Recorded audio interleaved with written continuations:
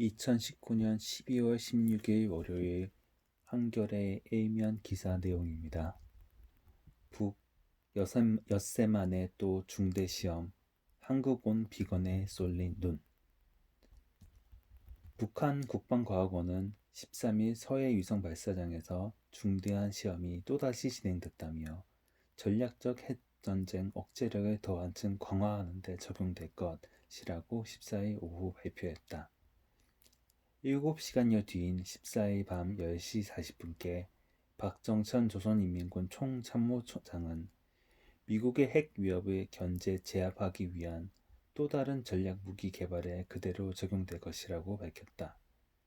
국방과학원의 7월 13일 두 차례 중대한 시험이 새 대륙간 탄도미사일 개발을 염두에 두고 있다고 애둘러 밝힌 셈이다.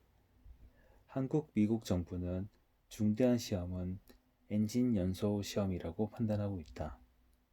14일 북한의 두 차례 발표는 미국 등의 유엔 안전보장이사회 진행을 정치적 도발이라며 절대로 묵과하지 않을 것이라고 한 외무성 대변인 담화에 이은 것이자 스티븐 비건 미국 국무부 부장관 지명자 겸 대북 정책 특별 대표의 소위 방안을 하루 앞두고 나왔다.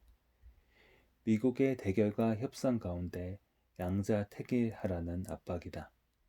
실제로 도널드 트럼프 미 대통령이 6월 12일 싱가포르 정상회담 때 약속한 한미 군사훈련 중단 방침의 재확인, 미국이 비핵화 먼저, 제재 해제 나중 태도에서 벗어나 단계적 동시 병행 조처 협상에 나서라는 요구가 핵심이다. 트럼프 대통령이 비건 지명자의 방안을 계기로 어떤 대북 방침을 밝힐지, 김정은 북한 국무원장한테 친서를 보내는 정상 외교를 할지가 세밋 세초 한반도 정세의 가름자가 될 전망이다. 북한은 그동안 삼가던 핵 억제력을 입에 올리며 발언 수위를 높이고 있다. 평안북도 철산군 동창리 위성 발사장에 두 차례 중대 시험과 관련해 전략적 지위 변화, 전략적 핵 전쟁 억제력 강화, 또 다른 전략 무기 개발이라는 식이다. 박정천 총참모장은 담화에서 힘의 균형이 철저히 보장돼야 진정한 평화를 지키고 우리의 발전과 앞날을 보장할 수 있다며 협상을 통한 평화에서 힘을 통한 평화로 대응 기조를 바꿀 수 있음을 내비쳤다. 다만 강경 일변도는 아니다. 박정천 총참모장은 우리 군대는 최고 영도자의 그 어떤 결심도 철저히 관철할 모든 준비가 돼 있다며 대화도 낯설어 하지 말아야 한다고 밝혔다. 북한은 14일 두 차례 발표를 대외용인 조선중앙통신에만 공개하고 인민의 필독 매체인 노동신문에는 싣지 않았다. 대신 노동신문 15일치 일면에 전국단 선전 일꾼과 전국 청년 학생들의 백두산 혁명 전적지 답산 행군 소식을 크게 실었다. 안으로 어떤 고난도 견뎌내야 한다며 정신무장을 독려하고 밖으로는 협상의 문은 아직 완전히 닫히지 않았다는 신호를 발신하는 셈이다. 문제는 미국의 태도다.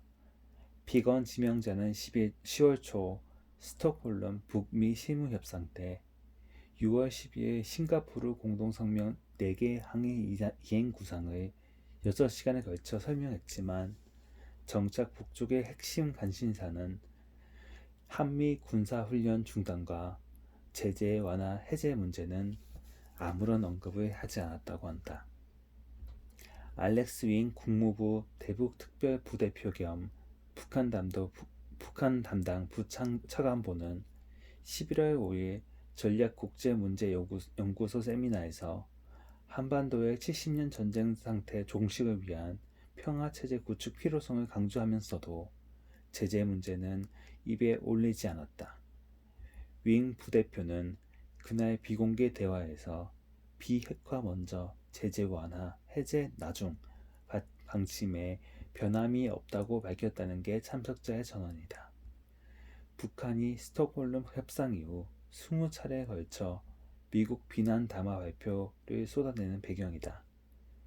전직 고위 관계자는 김 위원장의 새로운 셈법을 일관되게 요구하는데 미국이 동문서답을 하는 게 문제라며 트럼프 대통령이 약속한 군사훈련 중단 방침을 재확인하고 제재 문제도 단계적으로 풀어나가겠다고 하는 게 북미 협상 재개의 최소 요건이라고 짚었다.